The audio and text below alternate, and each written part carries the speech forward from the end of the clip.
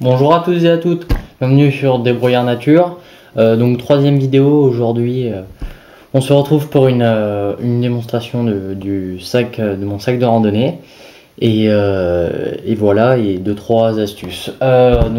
Premièrement, moi lorsque je fais des randonnées, comme j'ai vu dans certaines vidéos où les gens nous parlent d'énormément de choses qu'ils amènent et tout ça, et je trouve que des moments il y a un peu trop de choses et c'est pas forcément approprié pour les types de randonnées. Donc comme vous le savez, il y a deux types de randonnées. Une randonnée dite survie et une randonnée dite paisible. Excusez-moi, enfin bref. Donc la randonnée dite vraiment survie, pour moi ce que je définis, c'est premièrement amener seulement son couteau avec son étui et une pierre à feu et bien sûr un sac de couchage et essayer de nourrir de ce qu'on trouve. Donc en général on le fait en été parce que déjà parce que il faut prendre sa carte pour la pêche si on veut pêcher la truite et la manger. Faut prendre sa carte, on n'a pas le droit de pêcher les truites. On n'a pas le droit de pêcher les truites pendant les autres périodes et en plus c'est là où il fait le plus chaud, donc si vous voulez moins vous les caillez, voilà. Et sinon il y a la randonnée que beaucoup de gens font, comme moi-même, sur 2 voire 3 jours maximum, qui est la randonnée dite paisible. Mais là moi aussi je me charge pas non plus trop le sac. Et donc je vais vous montrer comment qu'est-ce qui est le plus préférable de mettre dans son sac. Allez, c'est parti. Alors, premièrement, votre sac. Non, je jure. Non, bref. Il vous faut votre sac. Il n'y a pas forcément de taille obligatoire, mais moi je conseille à peu près 20 à 30 litres. Un sac si possible ou plusieurs poches. Une poche là se trouve derrière pardon, au-dessus de la capuche, et 2 poches sur les côtés. Allez, on passe au déballement. Donc premièrement, ce qu'il faut vous dire, c'est que moi tout mon poids est bien réparti, c'est-à-dire que je n'ai pas chargé des choses inutilement ni rien du tout. Donc premièrement, dans la poche en haut devant, j'ai mis le gobelet car qui épouse le mieux la forme au-dessus de ma capuche, et dans ce gobelet sucre et moutarde, bien sûr en sachet, et cacao pour le matin. Ensuite sur les côtés on peut retrouver, j'ai fait un côté tranchant et un côté pharmacie et toilette. Donc ce côté c'est pharmacie et lui c'est tranchant. Alors dans les tranchants qu'on peut retrouver, à vous de choisir si vous prenez une hache, une hache avec une scie ou un couteau avec une scie, une hache, enfin bref, libre à vous de choisir. Et moi pour ce faire, j'ai préféré prendre mon couteau. J'ai préféré choisir mon couteau et ma scie. Donc c'est une scie Fiskars, il n'y a pas de numéro de série parce que c'est les premières qui sont sorties, donc c'est vrai qu'elle date, je vous l'accorde. Mais voilà, je l'ai toujours sur moi et elle fonctionne toujours aussi bien. Donc avec mon couteau Bear Grylls, pardon. Oui, je l'ai acheté il y a 3 ans de cela et j'ai craqué, enfin bref. Mais maintenant je regrette un tout petit peu des heures jeunesse, on va dire. Bref, avec ceci, un gobelet déjà utilisé, enfin un quart ça s'appelle, pardon, en acier inoxydable pour faire cuire au-dessus du feu. Ma pierre à feu avec le kit de secours Bear Grylls, ma pierre à feu Primus.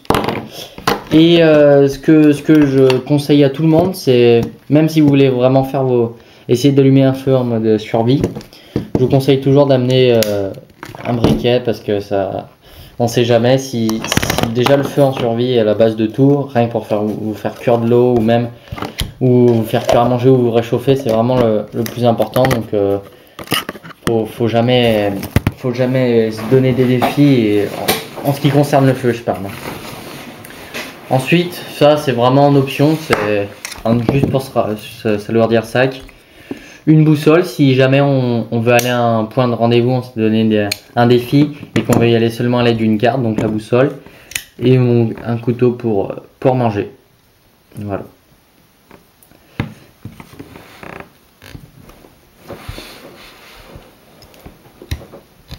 Excusez-moi, faudrait que je le rehuile parce qu'il est assez dur à refermer. Bref. À l'intérieur de mon sac, on retrouve bien évidemment le Ticket to the Moon. Donc, si vous ne l'avez pas vu, si vous ne savez pas ce que c'est un hamac en forme parachute. C'est-à-dire un hamac prenant la forme d'un parachute, comme on le voit là, avec les cordes. Et en gros, il n'y a pas mieux. Déjà, ça épouse la forme de votre dos, dormir dans un hamac. Et contrairement au hamac classique qui se balance énormément, bien lui va être parfait pour ça. C'est que on va s'allonger et tout va être parfait. Et c'est ultra résistant. Et enfin bref, je vais pas vous dire 15 000 adjectifs, mais c'est vraiment ce que je conseille moi le plus pour dormir. Vraiment, c'est des hamacs comme ça, les hamacs comme ça sont les meilleurs. Et avec les cordes. Déjà, le principe de ces cordes et de ce hamac, c'est que ce n'est pas des mousquetons, c'est des 8. Mais en gros, pour faire votre nœud, déjà il n'y a pas plus facile. Vous pouvez vous mettre à n'importe quel type d'arme, c'est-à-dire pas besoin d'avoir des branches ou non, juste avoir deux troncs d'environ 4 pas, éloignés de 4 pas pour mettre votre hamac. Et bref, tout ce qui est résistance, il y a Ticket to the Moon, c'est vraiment le mieux. Moi, c'est ce que je conseille. Il y a plusieurs tailles. Moi, il y a le Kids Compact Simple Double. Moi, j'ai pris le Simple. Après, il y a le King Size, Star Size, il y a même le Mammouth, enfin bref, toutes les tailles sont au choix.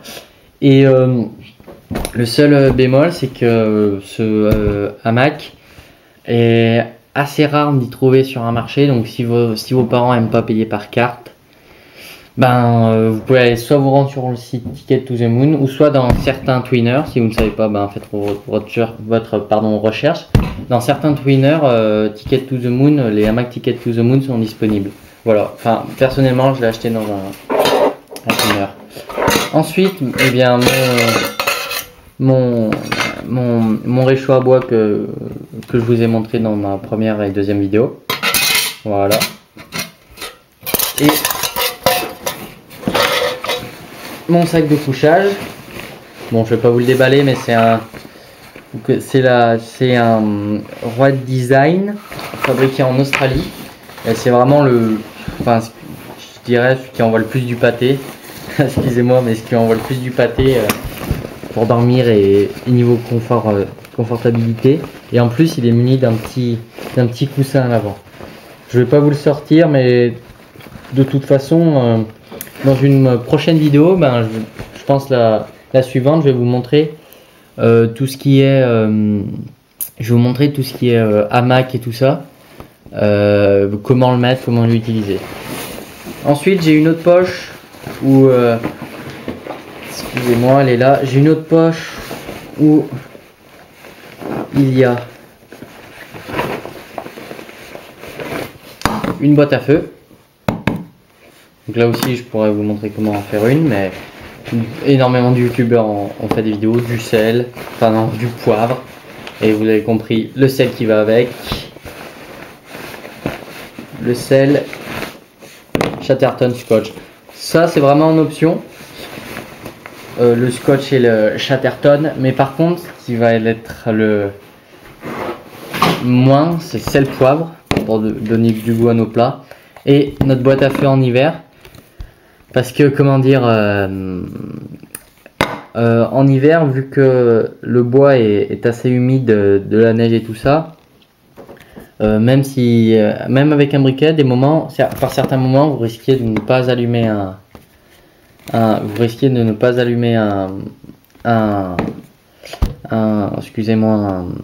un feu. Et bien, grâce à la boîte à feu, vous avez juste à l'allumer et si vous voulez, je vous montre. On appuie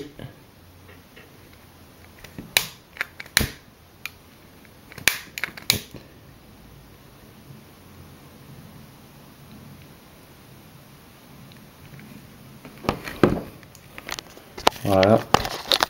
Et le feu, non, pas du tout longtemps, va se propager tout autour. Ensuite, et pour finir, nous avons la dernière partie qui est la partie, comme vous l'aurez compris, pharmacie, où j'ai mis une chaussette de rechange, des gants avec à l'intérieur des pansements et une petite corde, un paquet de mouchoirs, une cuillère, couteau, fourchette, tupperware et un mouchoir où j'ai mis, vous pouvez l'apercevoir là, de la corde, un cache pour les yeux, des monkies et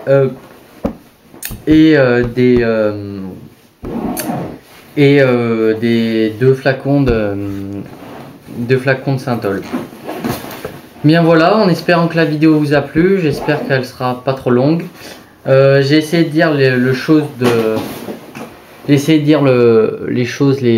principales choses à mettre, sans trop charger le sac non plus, parce que les choses ne prennent pas beaucoup de place. Et voilà, en espérant que la vidéo vous a plu. C'était Débrouillard Nature.